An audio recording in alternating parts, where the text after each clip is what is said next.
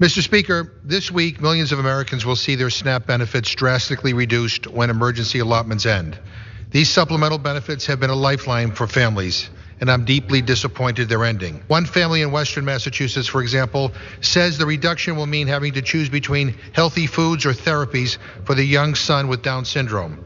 And there are thousands of other heart-wrenching stories just like this. Congress must thoroughly examine benefit adequacy. The average benefit of $2 a meal just is not enough. We can do and must do more to end hunger now. Rep. McGovern is absolutely right about that, and you heard his words, a lifeline. This probably seems unthinkable, but that was Massachusetts Representative Jim McGovern talking about the urgent need for extending SNAP benefits, which are set to expire for millions of Americans literally today. And it really makes no sense to me in the type of world that I see, and for us to be a hegemon nation, that this representative has to stand on the floor of the House of Representatives and beg his fellow colleagues and also the President of the United States to do something about this. It is one of those things that makes you want to holler. Let's put up this headline: a decent society would not let this happen. 30 million across US face food aid cuts. What a very fitting headline. This is coming from Jessica of Common Dreams. Thank you, Jessica. A decent society. Let's underline, underscore, bold that, put it an exclamation point in a message in a bottle on a train, not carrying chemicals going through East Palestine, Ohio, shall we? Supplemental Nutrition Assistance Program, or SNAP benefits, were initially increased at the beginning of the COVID-19 pandemic. And although Republicans in 18 states had already ended the emergency allotment, households in the other 32 states, along with Washington, D.C., Guam, and the US Virgin Islands, have continued to receive them. Shame on those 18 Republican states. I mean, they really just don't give a damn. America, do y'all see this? I mean, just to deny people food. This is not the first time. Unfortunately, it won't be the last time. But even in the face of a pandemic, these fools won't take the aid on behalf of their people, really. However, the increased SNAP benefits are set to end Wednesday, and that is today, because of the omnibus spending package from December. Federal lawmakers traded the temporary pandemic era boost for a permanent program to feed children in the summer. Let me get this right. They traded. They made a trade.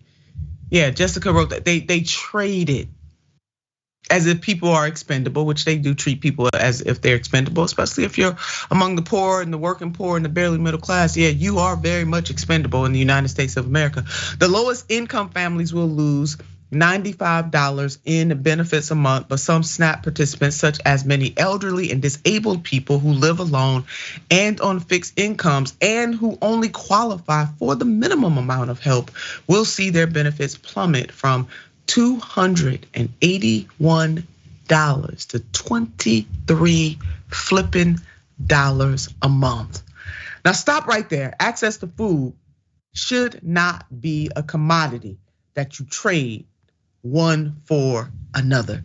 There is something seriously wrong, America, and only we can make these changes. The types of elected officials that would deny people the extra aid, especially in the face of a pandemic, need not be elected officials, because they're not working in your interest. They're not working in anybody's interest. Why would we want anybody to be food insecure or just flat out hungry? Why would we? Why would we? Why, oh why, oh why would we? And Congress may want to trade stocks, but they sure as hell will not get away with selling out kids and families.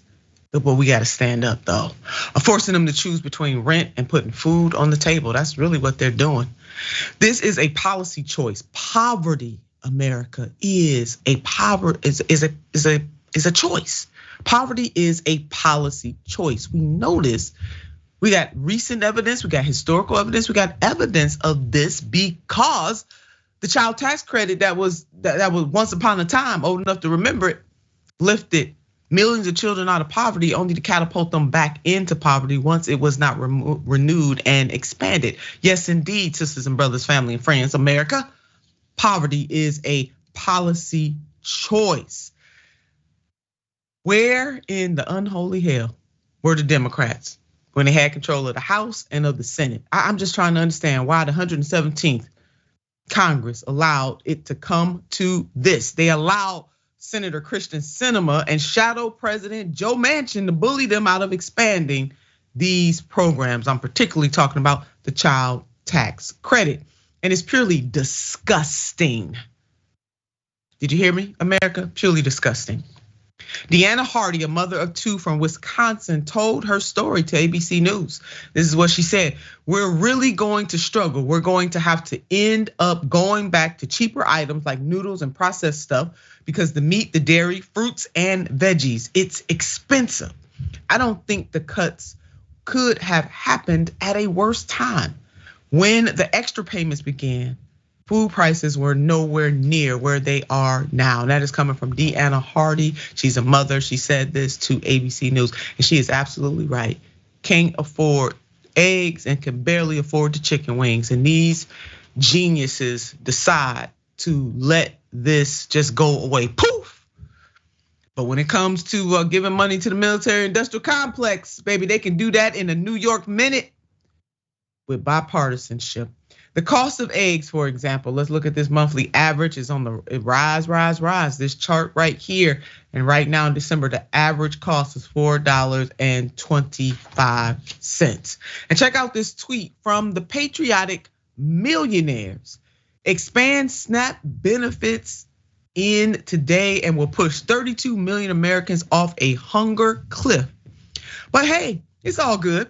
Because according to Moody's Analytics, people not being able to buy food will reduce inflation.